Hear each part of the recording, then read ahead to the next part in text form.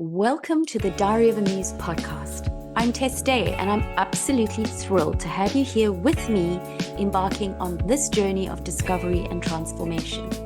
On today's podcast, I want to explore the impact of embracing loneliness and how it can enhance your self-worth.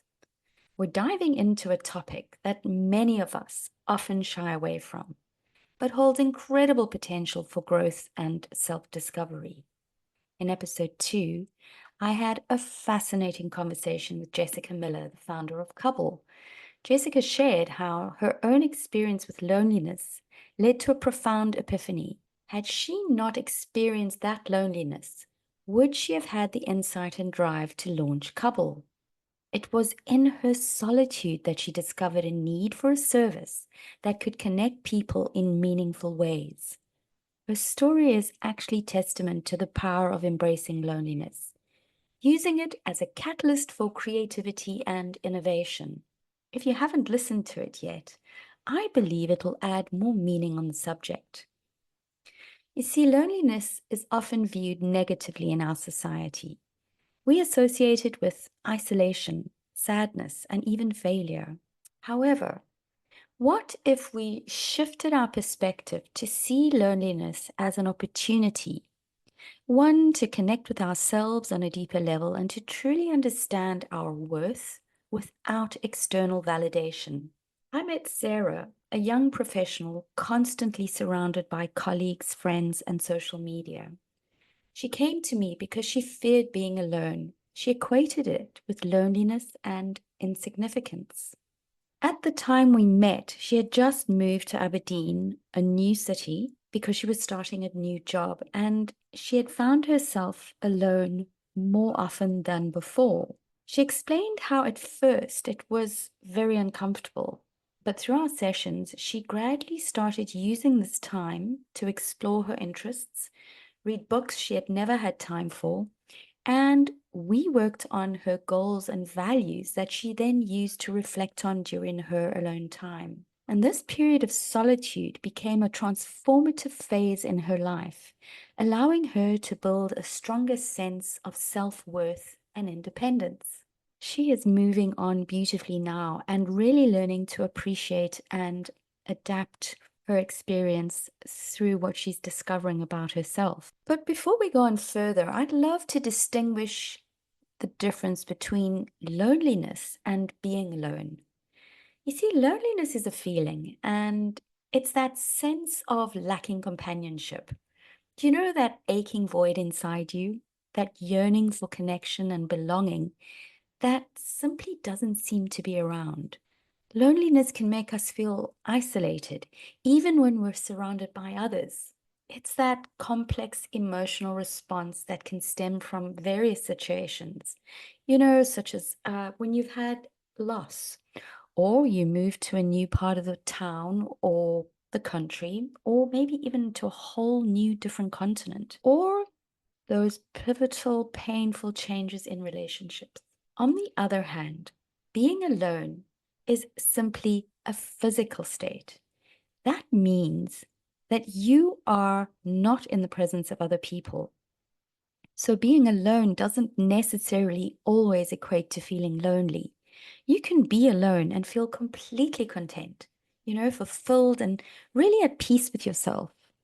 And this is an important distinction to make because it highlights to us that loneliness is more about our internal emotional state and less about external circumstances. You see, you can feel lonely in a bustling crowd, at a party, or even when you're with your friends and family, if you feel disconnected from the people around you. But on the other side, you can be alone in a quiet room and feel completely happy and content if you are comfortable with yourself and your own company. So, understanding this difference really allows us to address our emotional needs more effectively.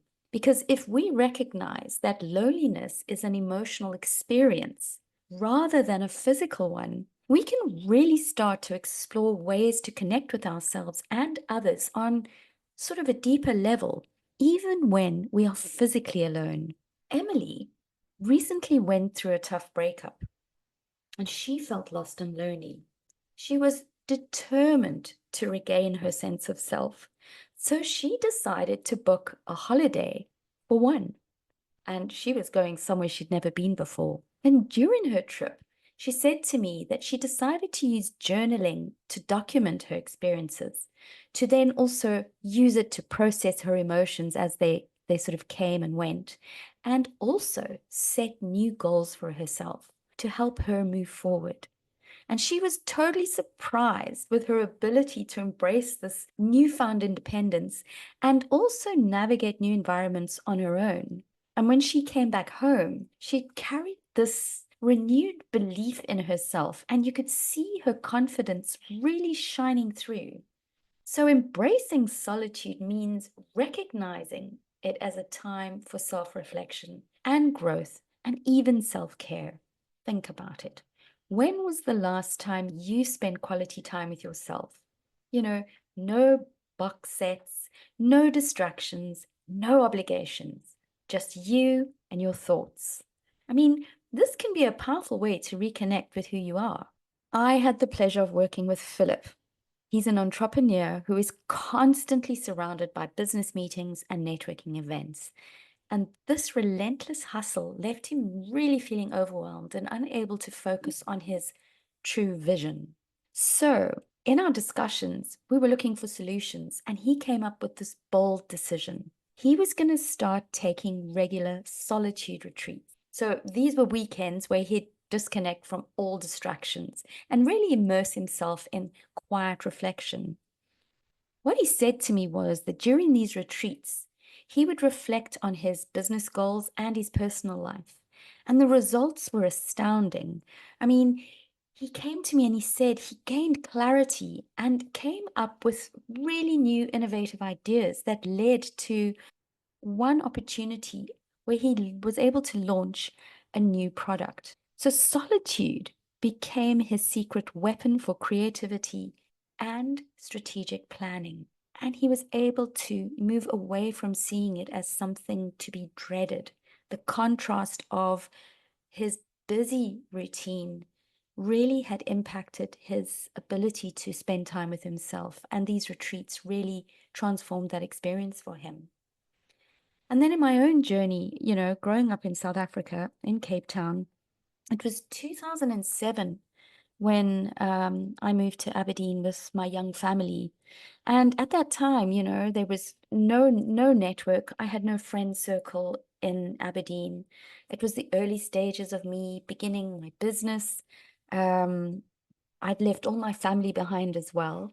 And my husband traveled extensively for his work. So I was often alone. However, in those early days, I didn't really feel lonely. There was that sense of being homesick, which played a part in a few, I would say, down days. I was really very busy setting up home, deeply involved in developing the business, and the kids were really, really taking up a lot of time because they were so small. But it was only later, after my marriage broke up and the children were sort of older and not as demanding as they had been, that I really truly started to feel the weight of loneliness. Um, I had become so accustomed to being all things to all people, that I realized that I'd actually neglected myself in the process. So during this challenging period, I decided to explore how I could use this difficult time of being on my own and turn it into something positive. So I started using journaling and taking nature walks. And to be honest with you, it was quite a saving grace because I discovered the importance of self-care and really reconnecting with my own needs and desires. And it was in the forests with the water running down the streams that I really got to hear my own voice, really experience a sense of gratitude for the beauty around me. And it was in these moments that I was sort of away from the hustle and bustle of my demanding life. And this experience was really transformative, and it led me to build a stronger sense of what I wanted in my future. And it really allowed me to shape my goals with a lot more clarity. So, if we think about it, both Philip's and my experiences really highlight how powerful solitude can be. It's not about being alone, it's about finding the space to think and reflect, and then ultimately taking the lessons from those deep thoughts and thinking and really use it to sort of grow. So, if you're feeling overwhelmed or a little lost, consider taking some time for yourself. You might be surprised at the clarity and inspiration that you find. One of the biggest challenges I experienced, and it seems to be quite a common thing, is that when we get to spend time alone, it's dealing with our invisible voice, that voice in our head that can be really distracting because that voice can be quite critical. It can nag at us. It can remind us of all the things we should be doing that we're not doing. And it can dump a huge amount of doubt into our thoughts. And this noise can really interfere with our peace and our ability to reflect. And this is really one of the biggest reasons why so many people avoid alone time at all costs, because they're not comfortable with that internal messenger. So they continue to be busy, to almost use their activity to quieten the critical voice. Let me ask you, how many times have you found yourself in a quiet room or just really with not much to do, only to be bombarded by thoughts like, you're not good enough, or why did you do that? I mean, this internal dialogue can be relentless and it can make it really hard to enjoy time on your own.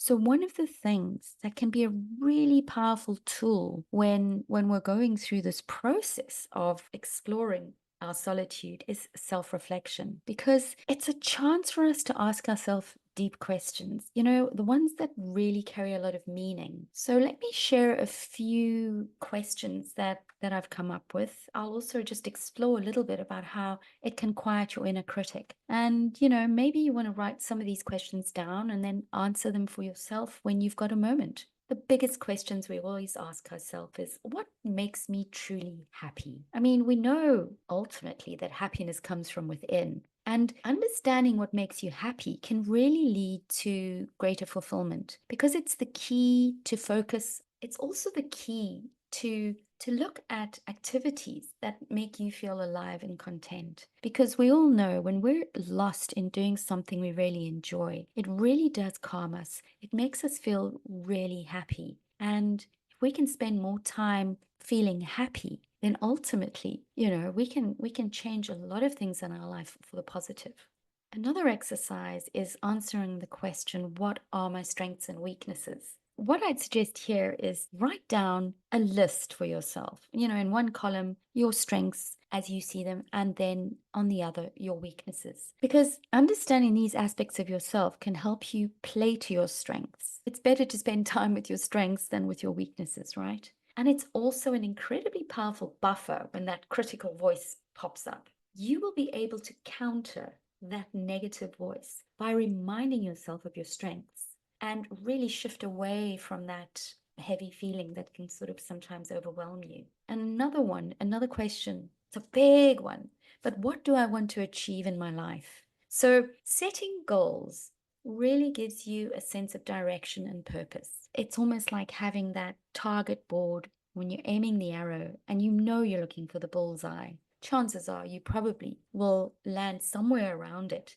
But it's a small board and you can actually focus on that rather than everything else that's going on around you. And reflecting on your goals during your alone time can really help you stay focused, because whenever self-doubt creeps in, you can use your goals as a reminder of what you're working on, what you're aiming for. And that can really be powerful in so many ways. I mean, for instance, when it does come to goals, we do need to spend time with it, quiet time, because that's where that inspiration comes from on how to take your next step forward. And it does focus in on getting rid of the clutter in the mind, the procrastination, and the things that want to pull us away. I was speaking to a business owner recently, and he was exasperated at a particular client's demands on him, which made him really feel like a commodity rather than a human being. And we ended up talking about the importance of having goals because they provide direction, as I mentioned. And when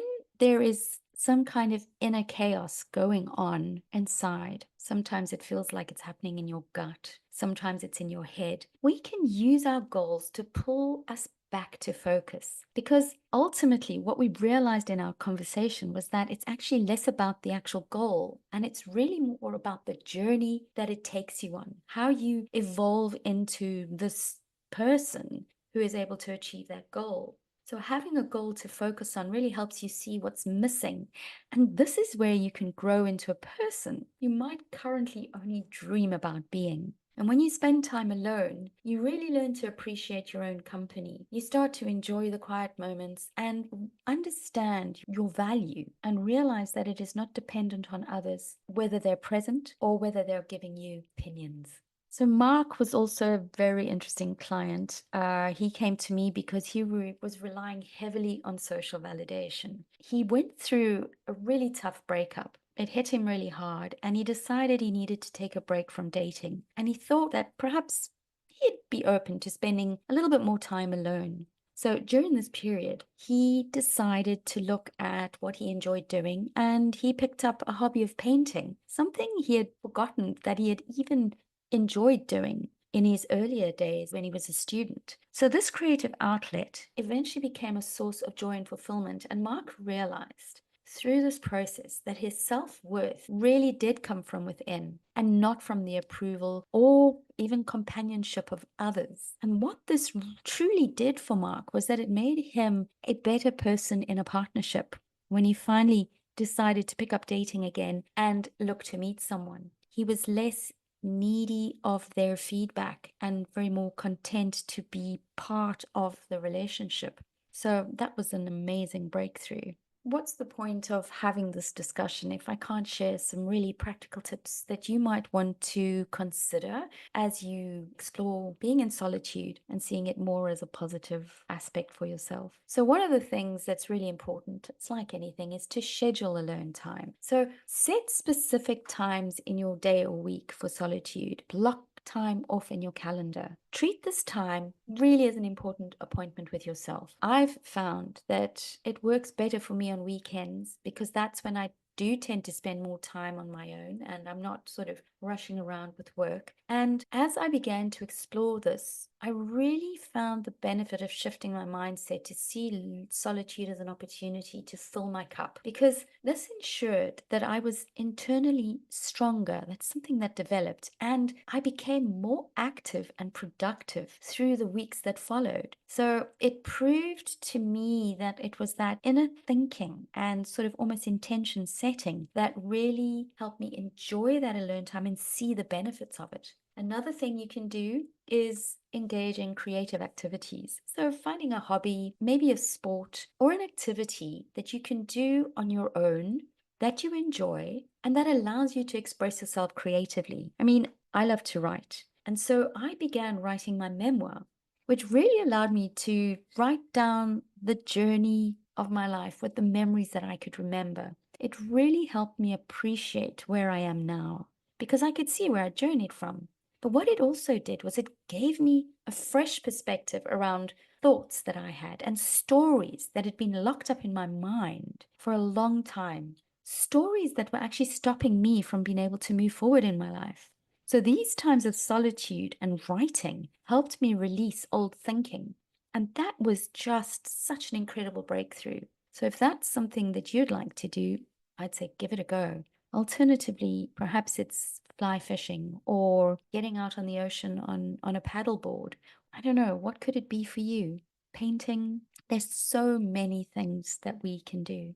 Practicing mindfulness and meditation can also help you become more present and comfortable. We read it every day. It's always something that is really being brought into workspaces because it really can help you with your own thoughts and how to also quieten that inner critic. If you've tried it, you'll agree with me that it is easier said than done. And what I've learned over time is that I cannot sit still with my fingers pinched together and my legs crossed and sort of really doesn't work for me. Well, not in those early stages when I was beginning to sort of explore it. But what I found was if I sat with beautiful, relaxing meditation music while I was doing some needlework, because I love doing beading into fabric and creating designs, I found that the focus on the beadwork was quite intense, and the music filtering through the room while I was working was so calming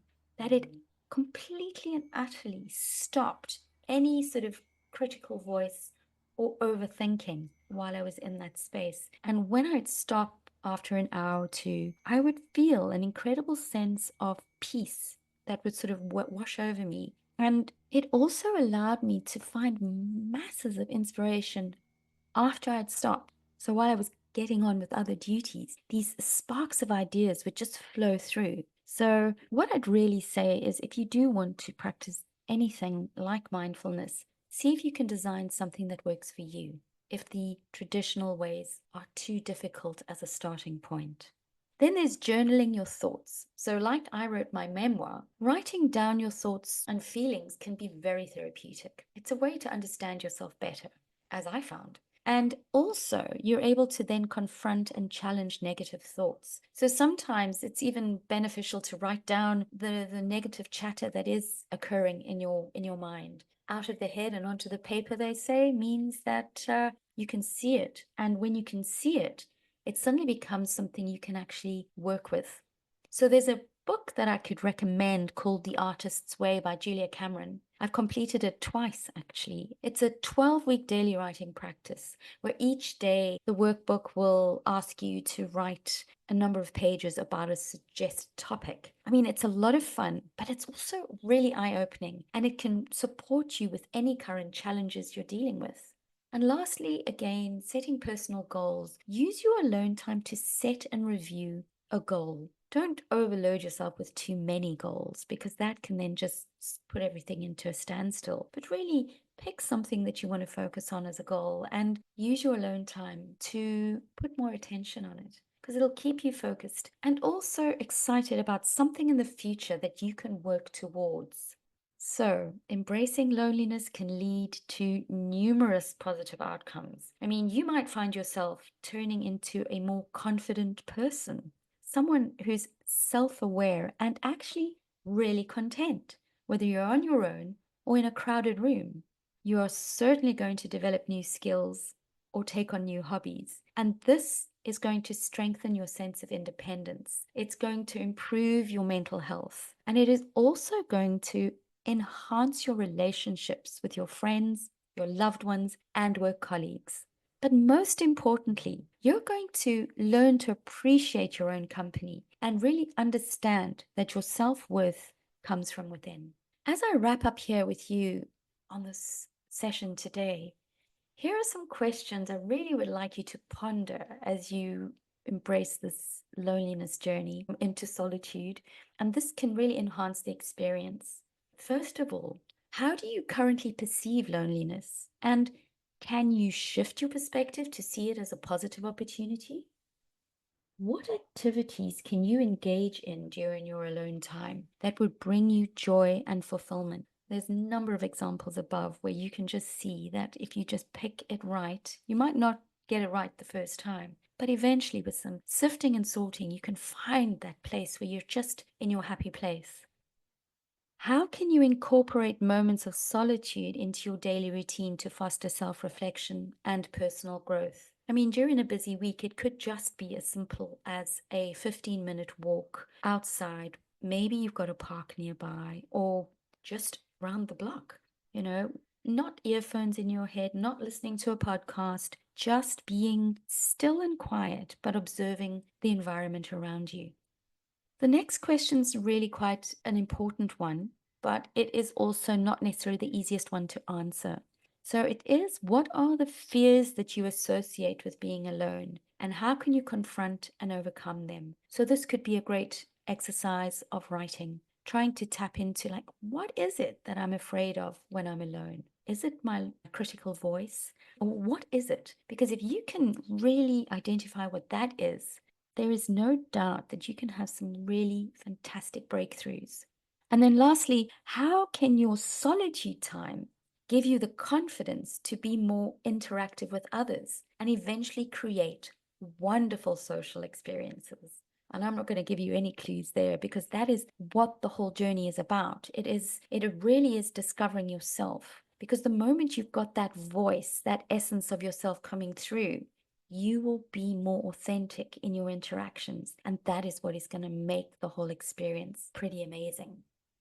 And I would love to hear your thoughts and the experiences you have as you're embracing this loneliness experience and building a sense of self-worth. So feel free to reach out and share your stories or ask me any questions. I'm sure you're going to have more questions than you get answers at some point along this journey. So you can connect with me on social media or even email me, tess@mindblocks.co.uk. I mean, I'm really happy to start a conversation and support you, and I'm sure you'll support me on this journey. Because essentially, embracing loneliness isn't about isolating yourself from the world. It's really about taking the time to connect with yourself, to understand and appreciate your own company. It's a journey of self-discovery, and this can lead to a greater sense of self-worth and support you in developing the right connections and a truly fulfilling life. It is not pie in the sky. So thank you for joining me on this episode, and I hope that it has inspired you to embrace your alone time and use it as a powerful tool for you. If you have enjoyed the episode, subscribe to us and share it with others who might benefit from this message. And remember, solitude is not a void to be filled, but a space to be cherished. Until next time, I'm Tess Day, and this is episode 3 of the Diary of a Muse. Next time, I'll be speaking to Tahila Aloni about bioorgonomy and all the energy work that she does with her clients. It's a fascinating topic, and I know that this could even add value to your contemplations as you experience alone time. So see you again soon, and bye for now.